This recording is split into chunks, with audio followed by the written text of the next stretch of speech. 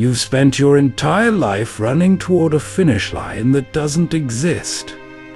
You've been told that if you just get that job, that house, that partner, or that body, you will finally arrive. But look at your own history. Every time you achieved a goal, the satisfaction lasted for a heartbeat before it was replaced by a new, more aggressive hunger.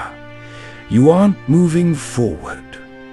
You're on a treadmill of desire designed to keep you exhausted until the day you die. Arthur Schopenhauer saw through the smoke and mirrors of human hope.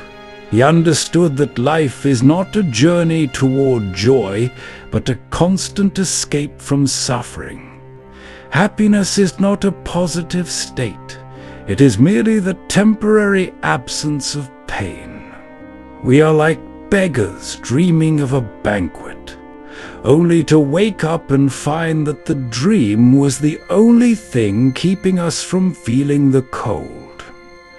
Today we are going to kill your hope, because only when hope dies can true strength begin. Schopenhauer's most brutal realization was this: life swings like a pendulum between pain and boredom. When we want something we don't have, we suffer. We feel the sting of lack, the agony of envy, the pressure of ambition. We call this motivation, but it is actually torture. We spend years of our lives sacrificing our peace for the promise of a reward. And what happens when the pendulum reaches the other side? What happens when you finally get the prize? Happiness? No, you get boredom. The goal that consumed your thoughts for months becomes a mundane reality within hours. The brain, in its infinite cruelty, recalibrates. The new car becomes just a seat and four wheels. The new lover becomes just another person with annoying habits. You are left with the void, and to escape that void, you immediately invent a new desire. You are a slave to a cycle that has no exit. Look at the world around you. An entire global economy has been built on your inability to be satisfied. Advertisements, influencers, and success gurus are all selling you the same poison. The idea that your current self is insufficient. They need you to be unhappy because an unhappy man is a consumer. A man who is content with a book and a quiet room is a threat to the system. He cannot be manipulated. They sell you experiences to hide your emptiness. They sell you status to mask your insecurity. But no matter how much you buy, the void remains. You are trying to fill a bottomless pit with golden sand. You think you are climbing a mountain of success, but you are actually just digging your own grave with a more expensive shovel. The higher you climb, the more you have to lose, and the more terrified you become of the inevitable fall. They don't want you happy. They want you desperate. Hope is the leash that the universe uses to lead you to the slaughterhouse. It is the most destructive emotion in the human repertoire because it prevents you from accepting reality. We endure miserable jobs, toxic relationships, and degrading lives because of hope. We tell ourselves it will get better, next year will be different, once I have X, I'll be fine. This is the language of the victim. Nature uses hope to keep you breeding and working. If you truly realize that tomorrow will be just as fundamentally empty as today, you might stop performing. You might stop being a productive unit of the species. So, nature injects you with the drug of hope. It makes you believe in a future that is fundamentally different from the present.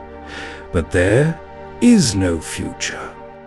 There is only a series of nows, and if you cannot find peace in the darkness of the present, no amount of sunshine tomorrow will save you. The only way to win is to stop wanting. This is the atheism of the soul, to look at the world and say, "I expect nothing," when you stop chasing the ghost of happiness. Something miraculous happens. The world loses its power over you. You can no longer be disappointed. You can no longer be coerced.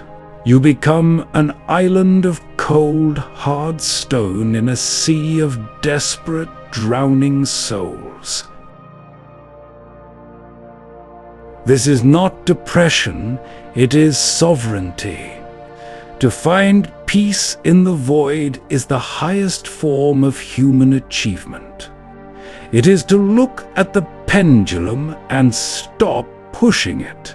Accept the boredom. Embrace the lack.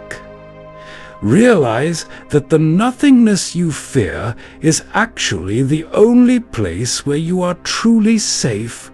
You don't need a better life. You need to stop wanting a life at all.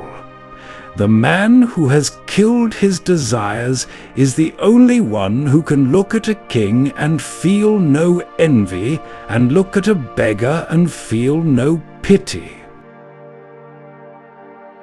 And now we have the ultimate amplifier of this misery, the digital world. A 24/7 feed of other people's highlight reels designed to make your pendulum swing even faster. You aren't just competing with your neighbor anymore. You're competing with a global, AI-curated fantasy. You are comparing your internal mess with their external polish.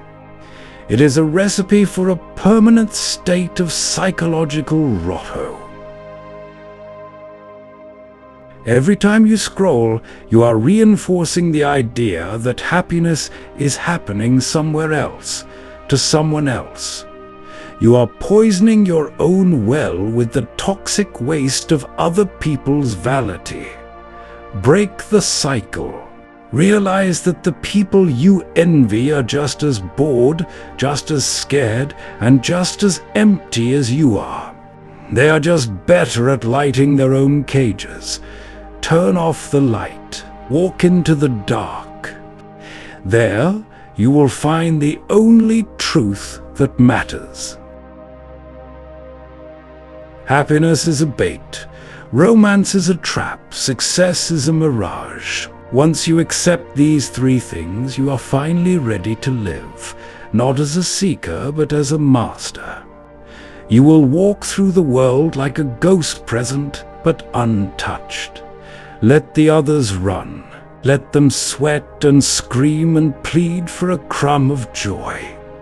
You know the secret now. There is no finish line, there is only the walk. And the walk is better in the shadow. Welcome to the end of your delusions. Welcome to the beginning of your strength.